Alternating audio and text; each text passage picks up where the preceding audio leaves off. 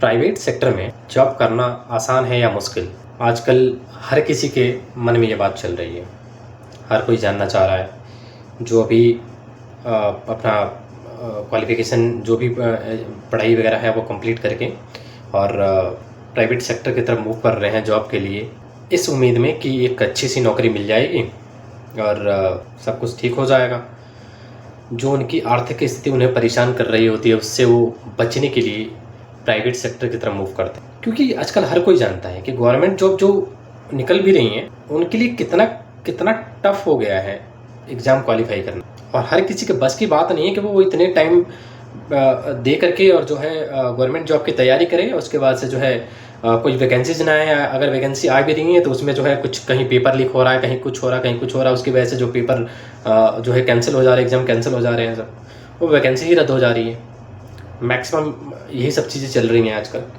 तो कई सारे लोग जो हैं हमें खुद कॉल करते हैं, मैसेज करते हैं कि भाई हमें भी प्राइवेट जॉब में अगर कहीं कुछ ऐसा सही जुगाड़ मिल रहा हो तो बता दो, हमें लग जाते हैं हम भी। तो मैं खास करके ये चीज़ बताना चाह रहा हूँ आप लोगों को कि देखिए, सबसे बड़ी बात है ना कि प्राइवेट सेक्टर में जॉब करना सच में बहुत मुश्किल है और आसान भी है। मैं दोनों को एक्सप्लेन करता हूँ किस तरीके, जिस तरीके से मैंने फेस किया है वो चीज़ें मैं बता रहा हूँ। मैं आज काफ़ी टाइम से प्राइवेट सेक्टर में जॉब करता हूँ। इसके पहले मैंने भी गवर्नमेंट जॉब की तैयारी क्या करी, सेल्फ स्टडी की, तो बदौलत मैंने सोचा कि एग्ज़ाम क्वालिफाई करूँगा, कभी रेलवे का, कभी कुछ कामयाबी हासिल नहीं हो पाई। और उसके बाद मैंने प्राइवेट सेक्टर की तरफ मूव किया। प्राइवेट सेक्टर में मैंने पहली जॉब, मुझे अच्छी तरह याद है कि मैं तकरीबन 7,500-8 हज़ार के आसपास मेरी सैलरी थी। मैं एक कॉल सेंटर में लगा था, उसमें मेरी सैलरी यही 7,500-8 के आसपास थी।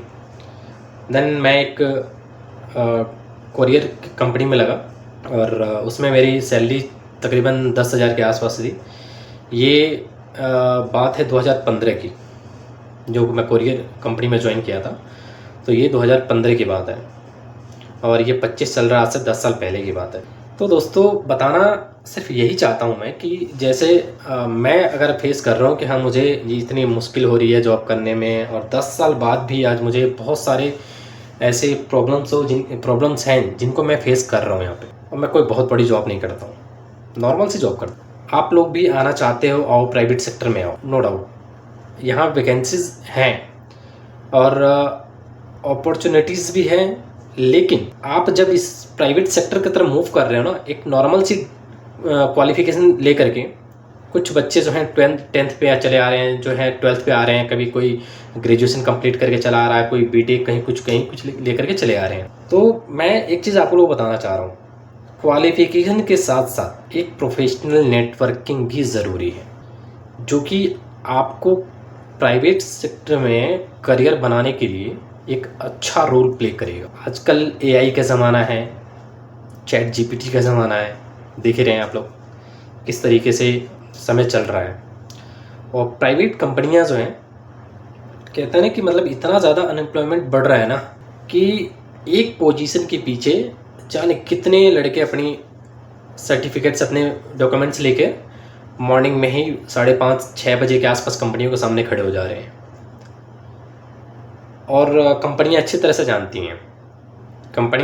जानती हैं कि मैं अगर हमारा बजट किसी लड़के को जॉब पे रखने का अगर 15,000 है, तो उस बजट को वो कम करके 11 पे कर देती हैं, 11 पे हायरिंग स्टार्ट कर देती हैं। और जो मजबूरी में है वो तो जाहिर सी बात है, 11 मिले या 15, वो तो ज्वाइन कर ही लेगा। अगर जिसको थोड़ा बहुत समय, मतलब ये ऐसा है कि हाँ ठीक है, मैं थोड़ा बहुत और सर्च कर सकता हूँ और मेरे पास टाइम है, थोड़ा सा इससे बेटर मैं जॉब पा सकता हूँ, तो वो थोड़ा और ट्राई करता है। बट अगर जिसके पास मजबूरी है, जो चाहता है कि नहीं मुझे कैसी भी करके मुझे लेकिन ये ऐसा जॉब लग जाए जिसमें मैं अपना ये शहर में रह करके सर्वाइव कर सकूं और आगे की जॉब के लिए मैं देख सकूं, खास करके उनके लिए मैं बता रहा हूँ। भाई देखो, तुम जॉब पे लग जा रहे हो ना, तुम्हें टॉर्चर किया जा रहा है, मेंटली डिस्टर्ब किया जा रहा है। तुम अगर किसी अच्छे कंपनी को ज्वाइन नहीं करते हो ना, तुम सच में मेंटली डिस्टर्ब हो जाओगे। घर जाने का मौका नहीं मिलेगा। दिवाली, दशहरा, छठ पूजा, बाकी कई सारी, होली ऐसे त्यौहार हैं हमारे जो हम अक्सर अपने परिवार के, अपनी फैमिली के साथ में सेलिब्रेट करना चाहते हैं, उन सब चीज़ों से आपको दूर होना पड़ेगा। अपने दोस्त, अपनी यारी सारी भूलनी पड़ेगी। अगर आपके दोस्त आपके पास में हैं तो फिर अच्छी बात है। अगर गाँव में हैं, कहीं और हैं, किसी और शहर में रह रहे हैं, तो फिर तो आप भूल ही जाओ। आप अगर मन में ये लेकर के आ रहे हैं कि मुझे जॉब करना है, उसके जॉब के साथ साथ मेरी अपनी ख्वाहिश है कि मैं थोड़ा सा ट्रैवलिंग भी करूँ, अच्छी अच्छी जगहों को एक्सप्लोर करूँ, घूमूँ, वो चीज़ें भी आप भूल जाना। मैं उनके लिए बता रहा हूँ जो एक अच्छी कंपनी ज्वाइन नहीं कर रहे, एक अच्छा सा कोई पोजीशन नहीं पा रहे हैं। तो भाइयों, जॉब में लगने से पहले आप बहुत कुछ सोच समझकर प्राइवेट सेक्टर में कदम रखिए, क्योंकि यहाँ आने का मतलब है कि हर चीज़ से दूर होना। पैसे मिलेंगे आपको, लेकिन पैसे भी इतने नहीं मिलेंगे कि आप हर चीज़ को सही कर सको, क्योंकि कंपनियों को पता है ना कि आप अगर 10,000 पे 12,000 पे नहीं करोगे तो दूसरा कोई खड़ा है, आपके हटते ही दूसरा कोई आ जाएगा। इसलिए आपको ये सैलरी ना बढ़ाएंगे और ना ही ऐसा कोई चांस देंगे कि आप आगे बढ़ सको। ठीक है, तो मैं इसलिए आप लोगों से, सभी से रिक्वेस्ट कर रहा हूँ कि आप लोग पहले से ही कुछ तैयारी करके एक अलग आप एक दिमाग से सोचो कि मुझे किस सेक्टर में ज्वाइन करना है और किस सेक्टर में। तनाव तो देखो, मानसिक डिस्टर्बेंस तो हर जगह है, लेकिन अगर हम नॉर्मल सी जॉब पकड़ते हैं ना तो उसमें बहुत ज़्यादा है। तो क्यों ना हम थोड़ा सा एक्सप्लोर करें और देखें किस सेक्टर में जाना मेरे लिए सही रहेगा। प्राइवेट सेक्टर में कौन सी ऐसी कंपनी ज्वाइन करें, कौन सा ऐसा सेक्टर हम चूज़ करें जिसमें हमारे लिए बेहतर साबित हो और उसमें हमें आगे बढ़ने का चांस मिले।